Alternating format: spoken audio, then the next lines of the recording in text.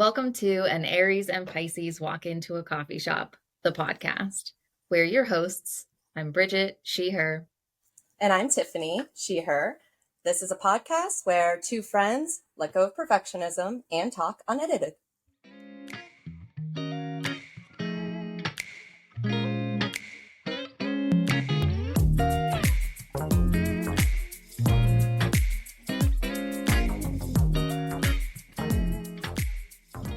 Chaos is good for the soul.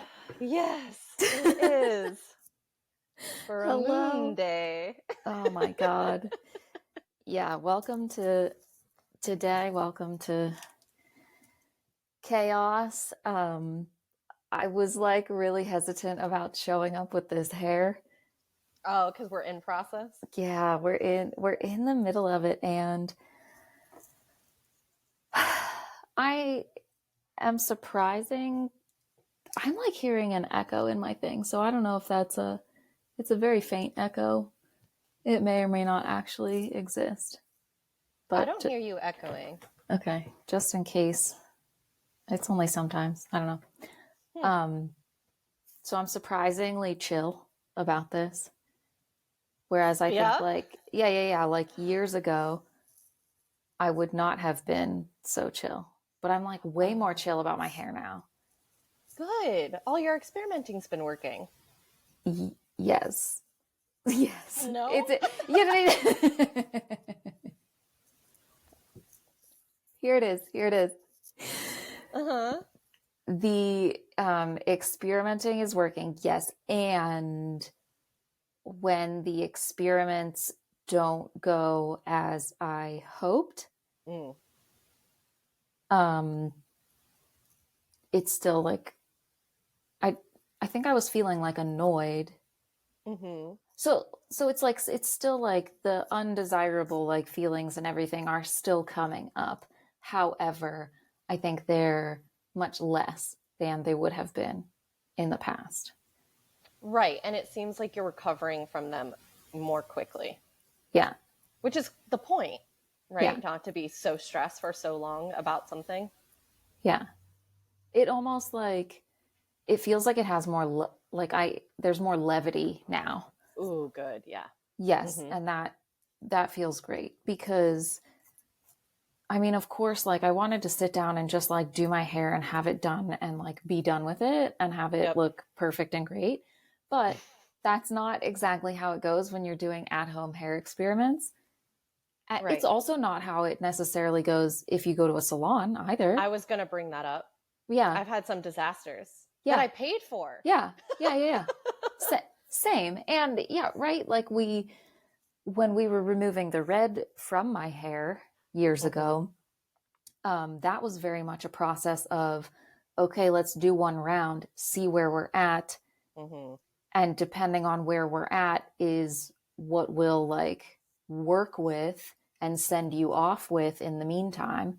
And that, so that's how I ended up with like that really cool, like coral hair and like stuff that I hadn't planned on, but it was like, that's what my hair wanted to do in between. So we leaned into it. Yep. And that ended up being some of the best hair when it was just like leaning into what my hair wanted to do. Right. I've never heard you describe it that way. Yeah. And now I'm like, oh my God, what is next? I know exactly what happened though. It hit me the other night and I was like, oh, exactly what happened makes 100% sense. Oh, okay. Like, so I don't feel bad about it.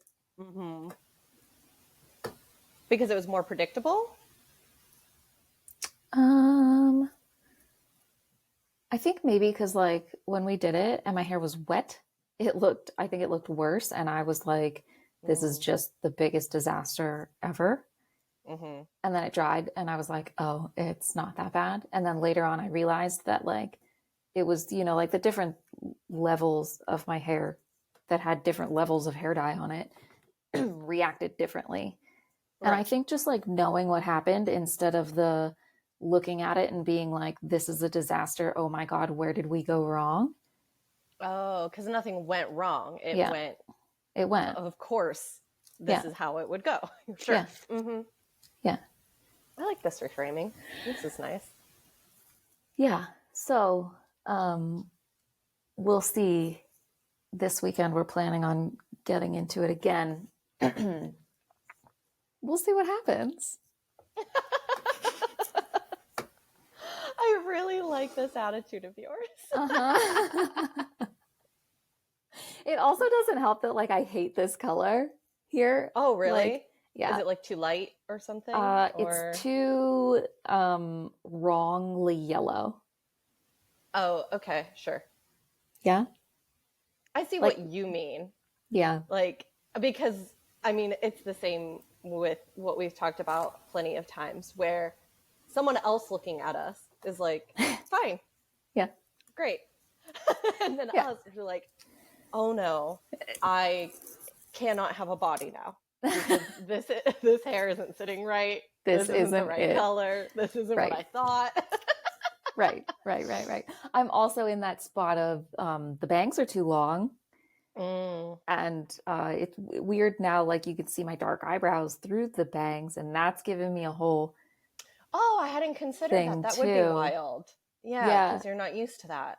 right. But they need to be like a bit short. It's a whole thing. I'm gonna trim them today. That's gonna be good, Mm-hmm. and then color on the weekend. Well, Mm-hmm. bleach and then color. We'll see. Yeah, we'll see what happens. We'll see what this is the weirdest experiment of How like so? going back to red Mm-hmm. after I had that point in my life where I was like, gotta get rid of the red. It's not me anymore. Gotta get rid of the Right. bangs. It's not me anymore. And Mm-hmm. then, I've come back to the bangs and then I was like, oh, I want the red hair back. It's so interesting. I was reflecting on my own journey back to dyeing my hair red because someone was asking me about it. And I was reflecting, and I kind of have like my spiel, like you're like my condensed version, because obviously we've talked at length about like how spiritually important it is to go backwards Yeah. and like reclaim this color for myself after, Yes. having done it for over 10 years. And the weirdness of having it with a haircut I've never had before in my Mm-hmm. life. And my journey to getting rid of the red, heavy air quotes, was more accidental than yours. I never thought I need this to be gone and is it me? It was just kind of a natural progression of like playing, because I Oh. had a collaborator that was really excellent at color and creative and fast. So when I was going to see him, I wanted to do something slightly different with my hair, but I didn't know what. And so what I ended up doing is just kind of going with some adjectives, or I would like see a color palette online that I thought was like really beautiful. And I'd be like, what do you think? And then he very excitedly would just be like, all right, let's go. I have an idea. And like occasionally would check in with me and be like, well, what if? But most of the time was just like, are you chill if I just? And I normally would be like, okay. So it was just like a slow progression of like my hair getting less and less red because we were putting more and more different colors into the red, Okay. until eventually it was just like, well, what if we? And then I ended up with all kinds of colorscapes. And the last one I ended up with was like the greens, which was completely accidental. Like I never made a conscious decision that I was going to go from red to green.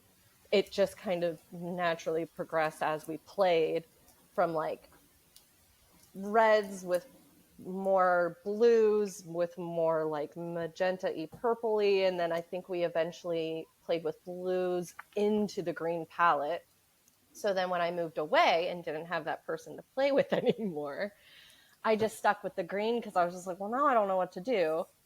And it was interesting. The last time I went and got my hair trimmed with the stylist I have now, she made a remark of how funny it was that when I came to her, I had long green hair, and now I'm on the opposite side of the spectrum where I have a red pixie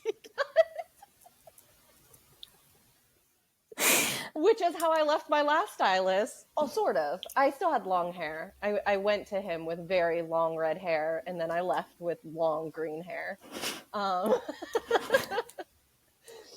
and so hearing you be like, the contrast is interesting to me, because I didn't think mine was an accident until I started reflecting on it.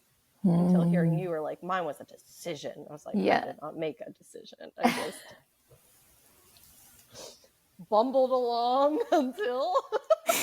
That's great. Yeah, mine was like so I don't know if I want to say like intense or hard of a decision that like my identity is shifting and this needs to change. And I wanted to pull the red out of my hair to go purple.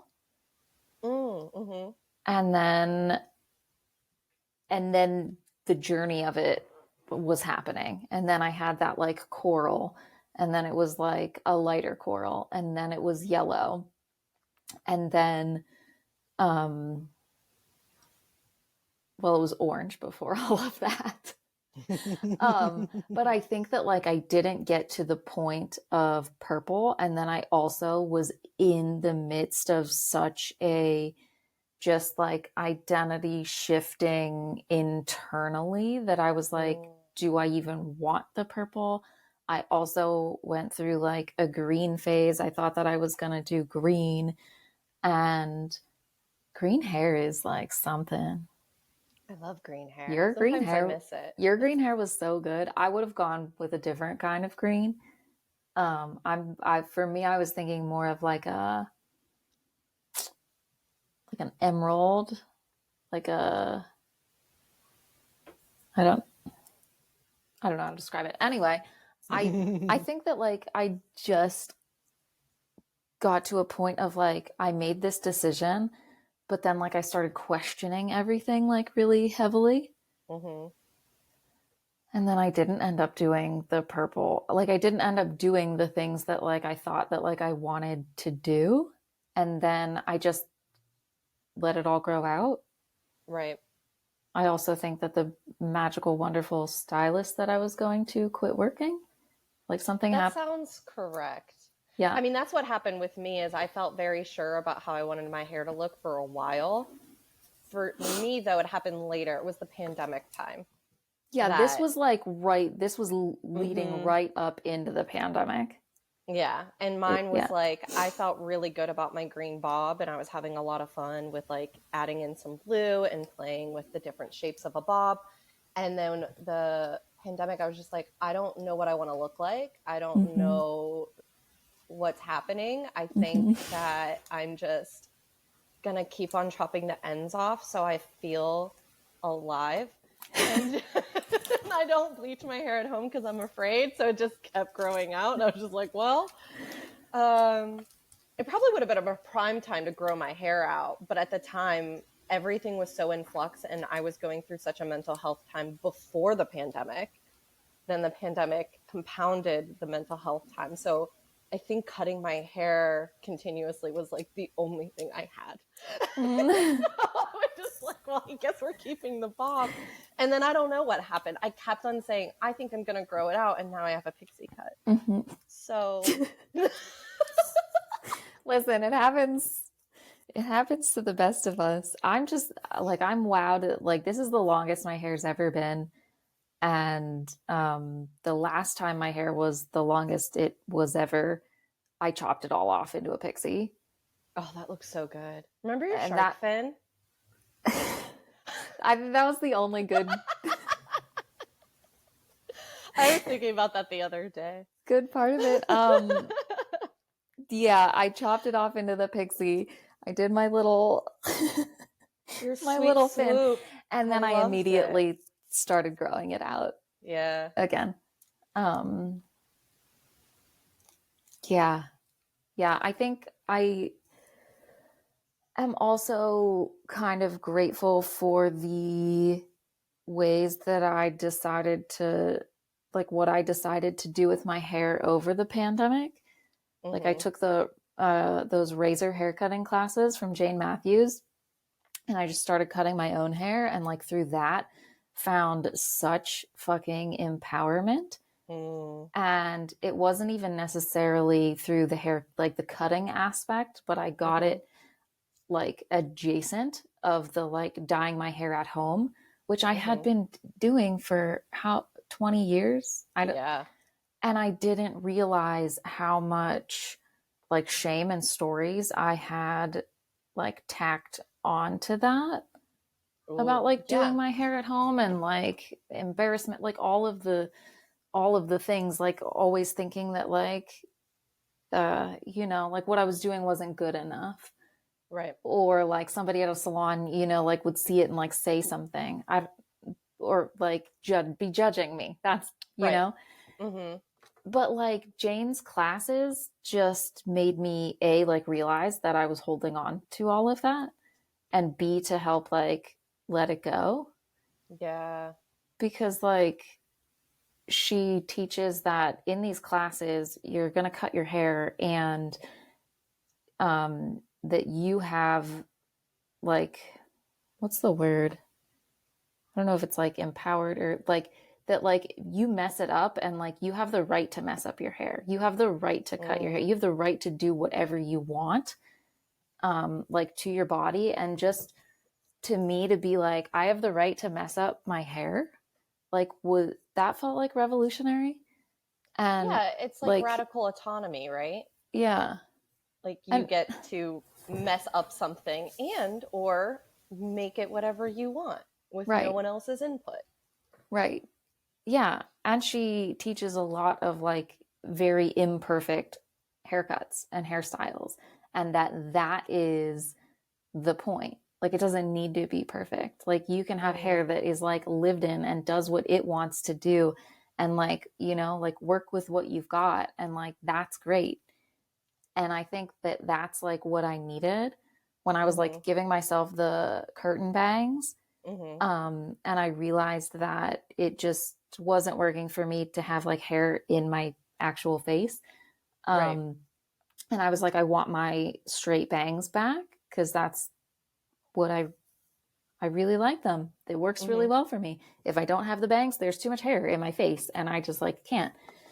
So I think with like learning to let go of all of that perfection, I've now been able, I cut my own bangs in, and I've been Mm-hmm. keeping them up for like however long I cut them in for. Like, and that to me is just absolutely wild, because last time I had these bangs, I was like blowing them out every morning, flat ironing them. Like I had to go get them trimmed so they were Mm-hmm. absolutely perfect. Like if I felt like I couldn't do it on my own, I would just mess them up.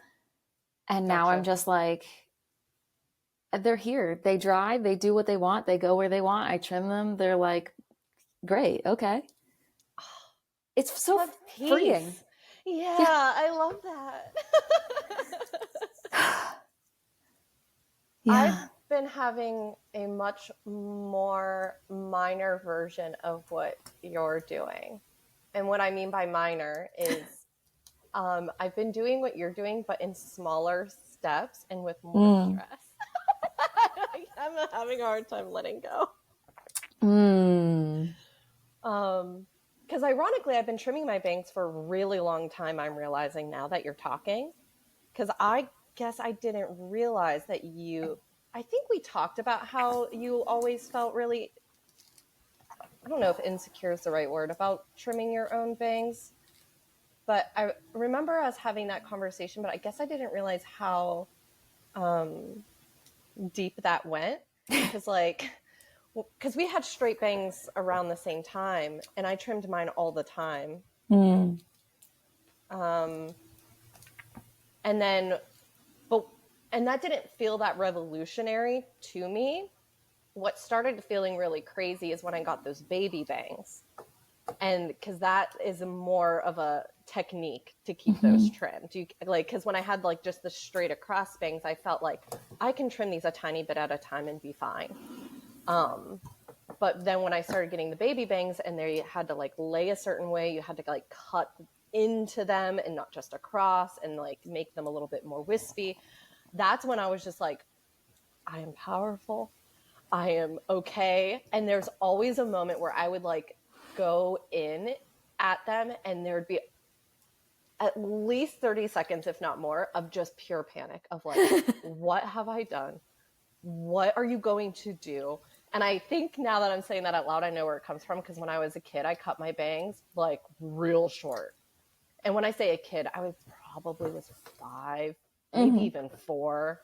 And I still vividly remember the look on my sister and mother's face when they saw me. And I was excited. I had the best time. I didn't know I looked bad until I saw them, and they like freaked out. And then I freaked out and cried a lot. And then I had to wear those like big wide headbands, like the stretchy kind that you put over your head.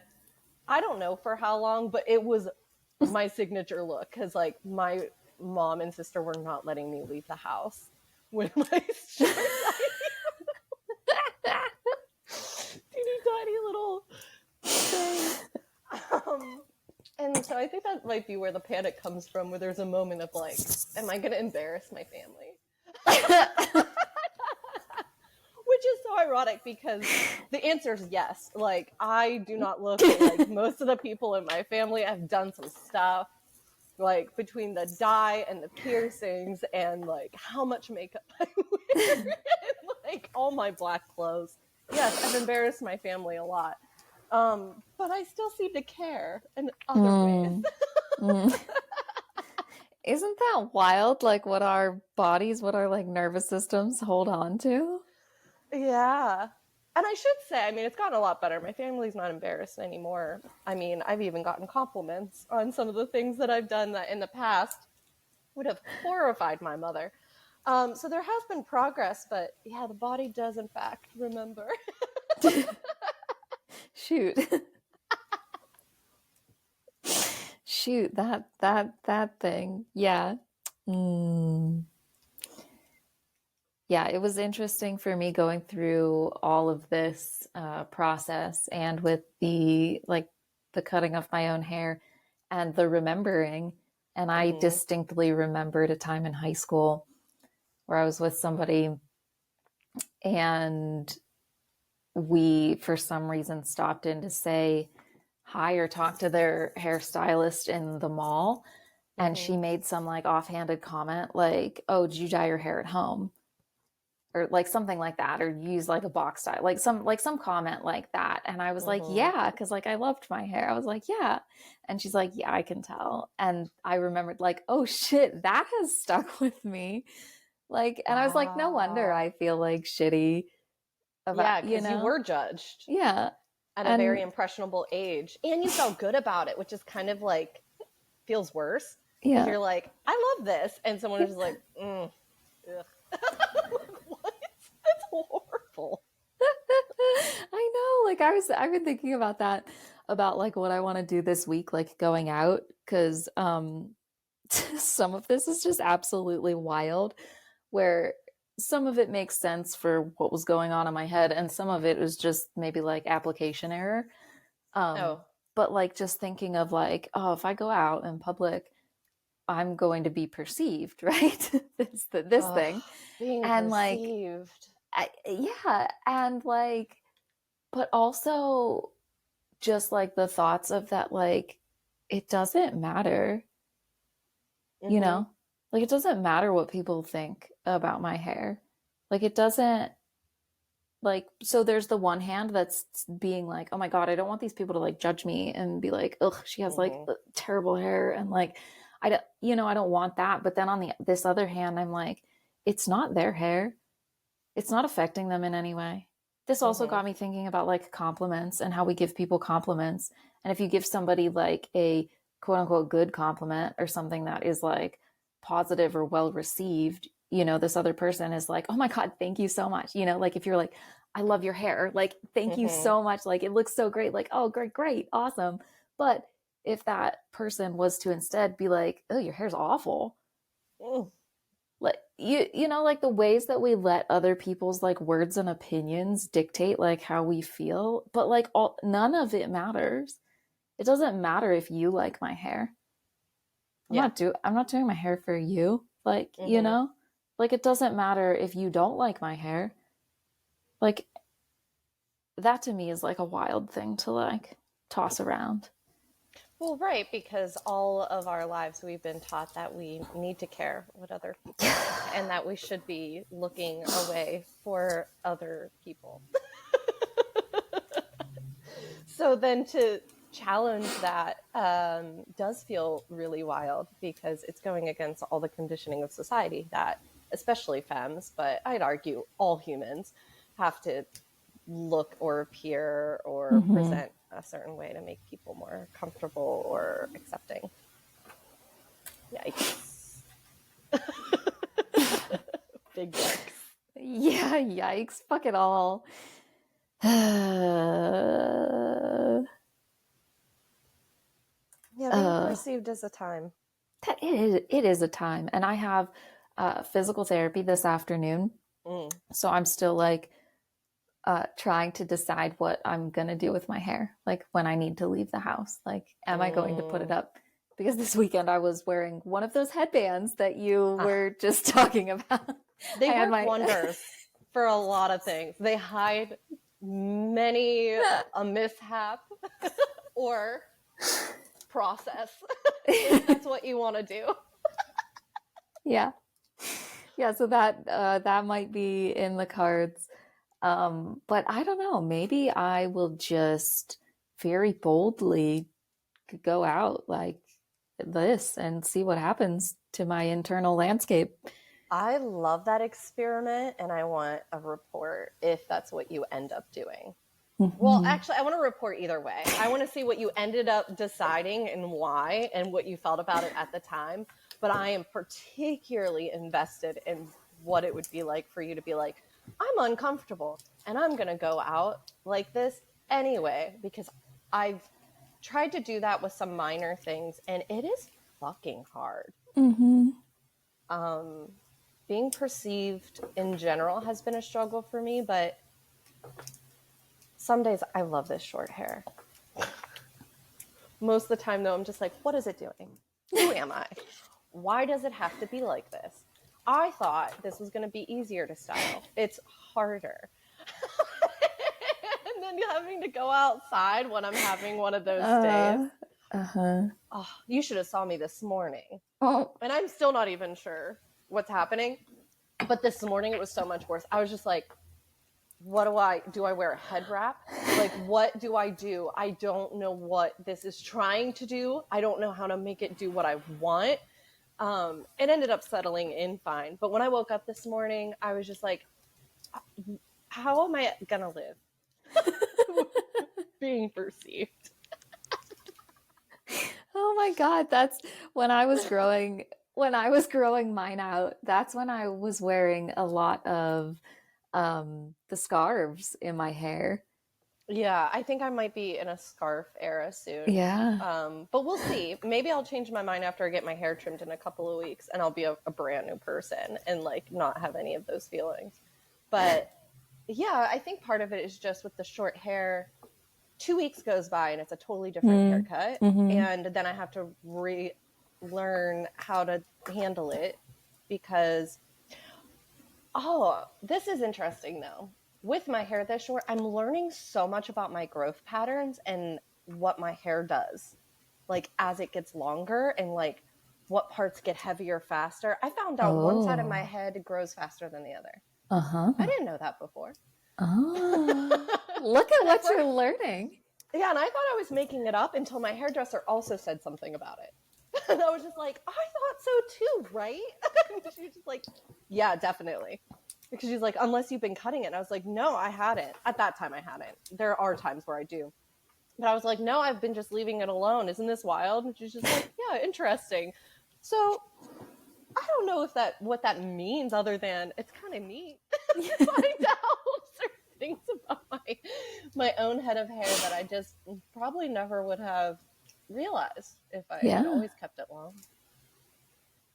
That is neat. We're always learning. Wow. Yeah, having a body is so interesting. I've been thinking about that a lot because there's an episode of We Can Do Hard Things where Glennon was talking about how she's just uncomfortable with having a body. Like the whole experience of being a body is so strange. Actually, this might have been the same episode we were talking about in May. Now that I'm thinking about it, I think we might have talked about it, but the idea that we don't have a body, we are our body. Mm-hmm. I cannot stop thinking about that because for most of my life, I didn't think that way. Mm-hmm. It just felt like I needed to control this thing that I had been given that wasn't working the way I wanted it to. And I forgot, like, yes, I have a body, but I also am it. Like, my whole experience of this plane of existence is through this thing. Mm-hmm. And figuring out how to come to peace with that and work alongside it instead of against it all the time has been strange. Indeed. That episode also was like a mind blown for me. And have we talked about this on here? Yeah, I think we did. I think it's the embodiment episode with Dr. Hillary. Okay. But it's not like the only time I've ever heard that. Why that episode really hit for me was because it was encapsulating so many things I had been learning with like somatic therapies and like through trauma work. The Body Keeps the Score book, like all of that was saying the same things, that like, yeah, we have a body and also are this body. And it was the somatic modalities that I was like, oh, and we can work with it instead of just being oh, that's dark. I was gonna say victimized by it. It does feel that way sometimes, like that out of control feeling of like, oh no, Yes. this is just happening to me and there's nothing to do about it. The somatic modalities have helped me be like, oh, that's not necessarily the case. Yeah. Yeah. I feel like those, that thought isn't, I think it makes sense, especially with like chronic pain. You can feel like a victim in your own body with that stuff.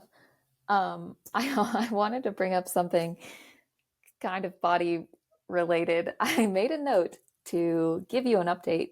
I thought it was funny thinking about the cold plunge of it all. Oh. And that the cold plunge episode that we released, I thought that it was great that in the description, since we recorded it in like winter, spring, and then released it in summer. And you were like, this is curious, like, does Bridget still feel the same way now in summer? And okay, so we're recording this in the beginning of August. Yeah. And I wanted to give you a summer cold plunge update. Okay, yes. Okay. Lay it on me. Okay, right. So my thoughts were that the winter is a bad time to do a cold plunge because my body is already cold and uncomfortable. I'm not going to put it through that extra discomfort. So in the summer, when my body is like warm and like feeling better, that would be a good time to do a cold plunge because I could handle it. So I was curious and I tried to turn the shower water a bit cold, but it's still the same fucking thing. I'm still a hard no on the cold, like especially in the shower where you can only get bits and pieces. It's tiny needles of cold. No, thank you. But then this interesting thing happened where I went to the skate park for the first time and thoroughly wrecked my body. Like I fell multiple times and really like it really like shocked me and like hurt me. I was hurting. And I was like, my brain had the idea of take a cold bath. Like you need ice all over your body. So obviously the way to do it is by getting in a cold bath. And I was like, okay, I guess this is the cold plunge, but it like felt like the moment for it. Yeah. So I made the cold bath, not like super cold, but just like definitely wasn't warm. But here's the problem is that my bathtub, I think, was just designed for like a small child. Like I'm only 5'4". I can't get my whole thing in this bathtub. Like, so it's either that I'm like that. It's either that I'm like sitting there and my legs are in, or I like put my torso in and my legs are out. Yep. And I was like, this still isn't, I need to be all in or nothing. Cause it was like insufferable. It was awful. I had to add some like warm water into it so I could at least like, cause I put Epsom salts and stuff in, and I was like, I wanted Yeah. to at least like soak in that. So I added a little bit of like warm water so it felt like I could at least take turns soaking my torso and my legs like Uh-huh. off and on and like rolling over. So like this arm could be in and then this arm could be. Yes. I know that Anyway, dance. The bathtub dance. yeah, I'm just not about it. And I thought that it was really interesting that on Instagram, on my personal Instagram, I had asked people what they do when they're feeling disenchanted with life. Mm-hmm. And one of my friends replied back to it, and he said doing a cold bath he might have said every week. Like it was very like, and Whoa. then we like messaged back and forth about it. And he has like the exact temperature that he like sets it at and like measures it and like for the like amount of time or whatever, and like regularly does it and swears by it. And he's like, yeah, and in the summer the water doesn't get cold enough, so I do have to add ice to it to get it the right temperature. And I was like, you are so fucking dedicated. I was very impressed, Wow. very impressed. And I was like, not for me. You're like, that's incredible. Yeah. Aspirational. Not for me, though. Yeah, not, absolutely not for me. But then I was also thinking like, oh my God, like how do people like, to me, like the thought of doing that seems like Yeah. the most monumental, crazy, wild thing to do to like take care of yourself, to do some like self-care. But then I Mhm. got to thinking that like, well, maybe that doesn't feel that way to him. And then I Right. like, maybe it just does to me because I also like don't like baths in general, but I've heard that people enjoy baths. I've heard that there are people out there that enjoy taking baths for like, Yeah, I'm one you of know, them. yeah, for like for Mhm. self-care, for like soaking, for like intuition stuff, for like decompressing, for Yep. cleaning your body. I've heard that people like those. Yeah, that's me.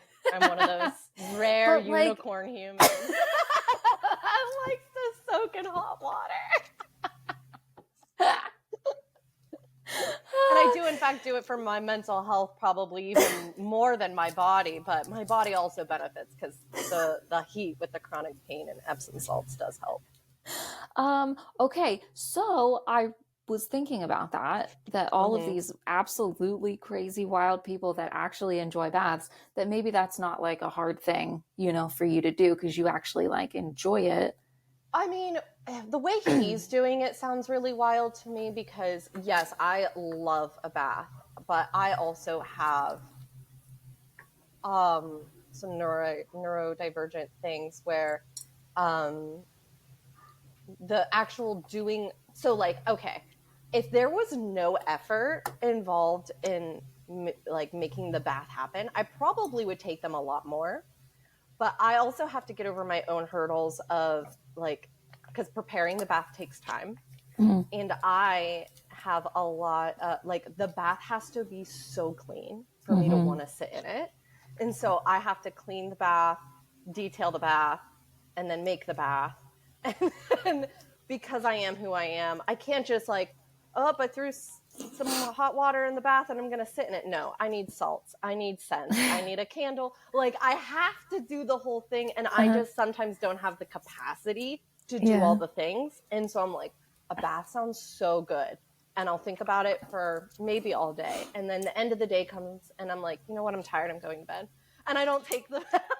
But there's Uh-huh. other times where the desire for the bath makes me do all of those things, which normally would be super hard for me to do all those small tasks to lead up to the thing. Mhm. But because I do know I'm going to feel so much better and I do enjoy it, it makes me do the things that normally would be really hard for me. Mhm. So I have a little bit of both and. Mhm. Now, the cold bath, that does sound wild to me because and maybe this is still a neurodivergent thing, I'm not sure, but even things I know for a fact always make me feel better, sometimes it's very hard for me to get to them. Yeah. Like the bath, like yoga, like walking outside. Like sometimes it's very difficult for me to do those routinely, even though I know for a fact I'm going to feel better after. Yeah.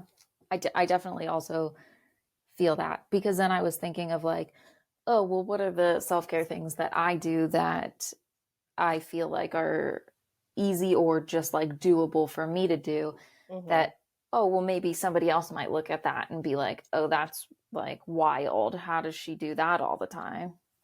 Um, but yeah, one of those things is like walking. I mean, even your journaling practice. I know Yeah. so many people that are so resistant to journaling.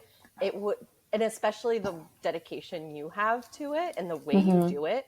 I know so many people that would look at you and be like, absolutely not. What are you talking about? Yeah. What do you even write down? I mean, I I know mean, the answer to that as an avid journaler, but I've talked to so many people that were like, you journal? Why? How? And I know that, like, because you're even more dedicated and habitual about it than I am.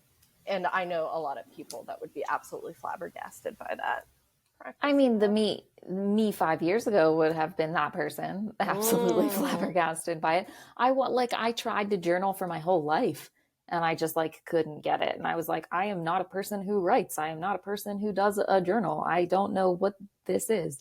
And then who knows, something clicked, and something happened, and now that's my shit. I like can't live without it. Mm-hmm. But yeah, I've talked to like many people that are like, Bridget, like that's so impressive. Like, how do you do that every single day? And I'm just like, at this point, I'm like, that's the one thing that I literally don't think about. I don't have to question it. There is zero resistance to doing it. Mm. That is like one thing, like the one thing. Maybe two, because I'm making my smoothie in the morning. Those two things, like, which are Oh, kind of wow. like paired together. Yeah. um I don't question it. It's just like, this is what I need to do to like survive, to live my life, like, Mm-hmm. like I know that I need to eat every day. Well, I know that I need to journal every day. It's like the same, it's on the same level, but nothing else is. Like, like going for a walk or like doing yoga or like things Mm-hmm. that I know, these are things that I love and that help me to feel better in whatever way, shape, or form. But yeah, it's the like, there can be so much of that resistance to like starting it or like getting it going. Like I could be thinking about it off and on for forever, but like, Yes. can I actually like do it? That's so hard. I am just having a thought though that as we're talking, maybe that is the internalized perfectionism of, oh, the things we do for ourselves aren't good enough unless. Because I was just as I was saying, listening to you talk about the yoga thing, like I think that there are people that would be flabbergasted that we go back to yoga at all. Like I know people that have said, "Oh, I should do yoga. I think that would be helpful for me." And then like, yeah, you and I might go a while without doing like a formal yoga practice, but we always return to it in one way or another eventually. Mm-hmm. Mm-hmm. It, yoga to me feels like a core part of, like a core foundational part of my being. Like I look at, like if I'm doing other movement or exercise or something, This. it's that like Mhm. that foundation to where like it's that like connection to my body, so I Right. have some kind of awareness when I go into something else Yes. that I can pull from. Exactly. And I think that and that's just an example. I mean, the same thing with any of the self-care practices. Just because you don't do them all the time or habitually doesn't mean that you're not, what am I trying to get at? I feel like there's a bit of a judgment that I need to uncover there, where it's just like, because I even did it with you just now, where I'm like, oh, you're better at journaling than even me, blah blah Mm, blah blah blah, and then I'm like thinking about it mm. and I'm like, but other people don't journal at all, ever.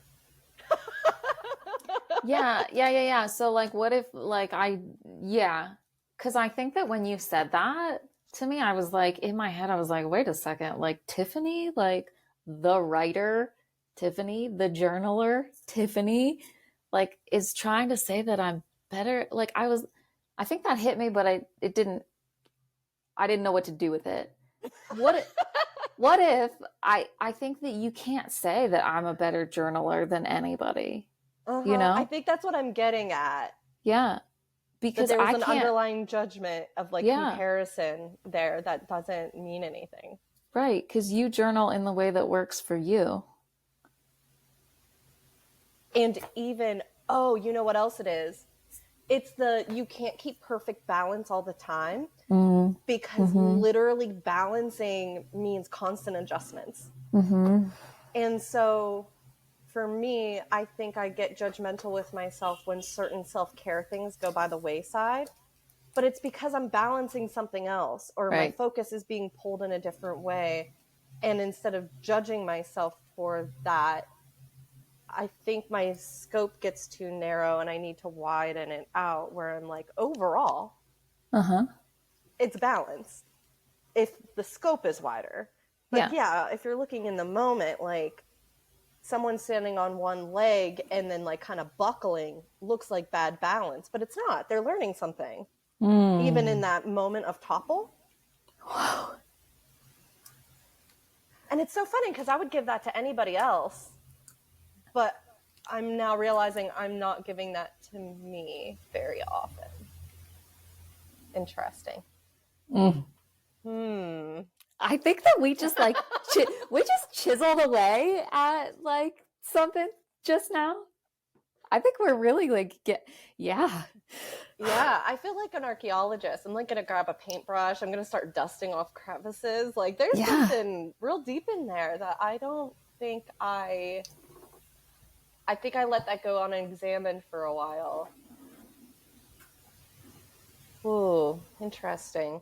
This is good. This is good. I also think that I really needed to hear all of that and that it needs to marinate. Yeah, that's something I think. Oh, the spiral staircase thing of like, Mm-hmm. oh, I know this. Here we are The again. fucking spiral staircase.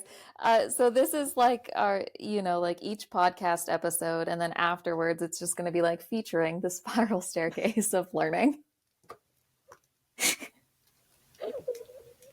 We should get matching spiral tattoos. Okay.